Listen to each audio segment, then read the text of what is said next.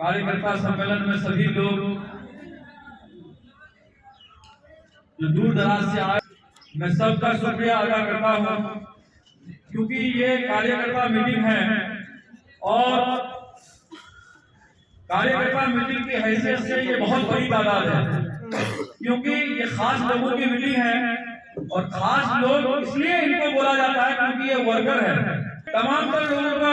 मैं शुक्रिया अदा करता हूं कि आज जो 2024 जो आगामी लोकसभा इलेक्शन है उसकी ये पहली मीटिंग है और पहली मीटिंग में इतनी भीड़, जाहिर सी बात है कि आने वाले वक्त में ये भीड़ जो है ये बहुत बड़ी और होने वाली है और इस भीड़ को इकट्ठा करके हम लोगों को वोट में शक्ल में तब्दील में ला करके बैरिस्टर असदुद्दीन अवैसी साहब के हाथों को मजबूत करना है। मजबूत क्यों करना है ये अहम है, क्योंकि आज जो पूरे हिंदुस्तान में जो तरह तरह का जो जुल्म हो रहा है उसकी अगर कोई आवाज जो पूरे पार्लियामेंट में बेबाकी से उठाने का काम करता है उनका नाम बैरिस्टर असदुद्दीन अवैसी साहब है। और हम लोग हमारा जो 2024 का उम्मीदवार होगा जनाब अब्दुल ईमान साहब, हम लोग उनके हाथों को क्यों मजबूत करना चाहते हैं, क्योंकि बिहार में कहीं पे भी किसी के ऊपर भी जुल्म हो उसकी आवाज अगर विधानसभा में सबसे पहले कोई उठाता है उनका नाम अब्दुल ईमान साहब है। इसीलिए बहुत मुद्दत के बाद मैं अगर कहूं तो अभी क्योंकि मरहूम नसीरुद्दीन साहब के बाद बिहार में अकलियतों का अगर कोई चेहरा या जुल्म के खिलाफ कोई लड़ाई लड़ने वाला अगर कोई नेता अभी हमारे बीच में मौजूद है पूरे बिहार में, तो अगर आप दिल की गहराइयों से अगर देखेंगे तो आपको जनाब अब्दुल ईमान साहब के अलावा पूरे बिहार में कोई दिखाई नहीं देगा।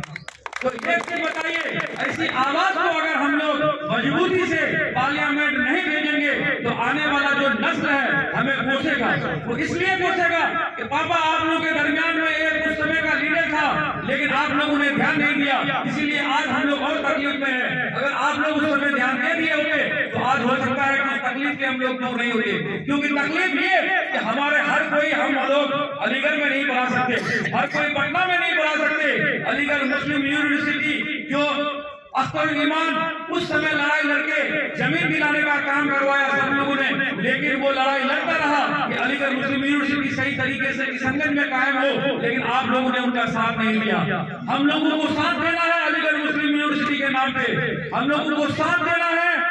मेडिकल कॉलेज के नाम पे, लेकिन होगा तभी जो मुंह में जिनका आवाज होगा। और आवाज वाला नेता को हम लोग किसी भी हालत में चुनने में अगर महरूम नहीं रहेंगे तो इंशाअल्लाह आने वाला वक्त हमारे जो नस्ल है वो बहुत बेहतर महसूस इसलिए करेगा क्योंकि उनको सुविधा मिलने लगेगा। यूनिवर्सिटी यहाँ होगा, मेडिकल कॉलेज जब यहाँ होगा तो जाहिर सी बात है वो लोग ये कहेगा कि आप लोग जो बीच में फैसला लिए आप लोगों का फैसला बहुत अच्छा रहा। इसीलिए हम लोग आखिरी में हम ये बात को कहते जा रहे हैं कि अब्दुल ईमान साहब के लिए तन मन धन जो भी जरूरत पड़े, क्योंकि ये वक्तिया धन में अगर हम लोग रह जाते हैं तो आने वाला नस्ल जो कई लाखों रुपया लेकर के हम लोग बाहर बढ़ाते हैं, अगर हम लोग चाहें और अज़्म ले लें और ठान लें तो आने वाला वक्त में जब हम लोग MP बनाकर अब्दुल ईमान साहब को भेजेंगे हम लोग उनको फिर आमना सामना उनके मुंह में कह सकते हैं कि आपको हमने दिल्ली भेजा अलीगढ़ मुस्लिम यूनिवर्सिटी के लिए, आपको हमने भेजा मेडिकल कॉलेज के लिए, लेकिन ये लड़ाई तब हम लोग का मुकम्मल होगा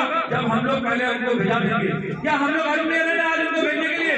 अगर ये आवाज जगरवा से आप लोग उठा दिए तो इंशाअल्लाह 2024 का जो इलेक्शन है हम लोगों को कामयाबी जरूर मिलेगी, लेकिन ये आवाज जो है वो नेपाल का बॉर्डर तक जाना चाहिए तभी होगा। और आप लोग और हम लोग सब लोग मिल करके ये अर्ज लीजिए आज कि ये कार्यकर्ता मीटिंग जो जगरवाल से स्टार्ट हुआ है, हम लोग हर हाल में चाहे कितना भी आंधी तूफान हो, महागठबंधन का कितना भी नारा लगे, लेकिन हम लोग को अपना नारा बुलंद करना है और जनाब अब्दुल ईमान साहब को पार्लियामेंट भेजना है। फिर कभी वक्त मिलेगा मैं अपने बात को रखूंगा क्योंकि वक्त की भी किल्लत है और अभी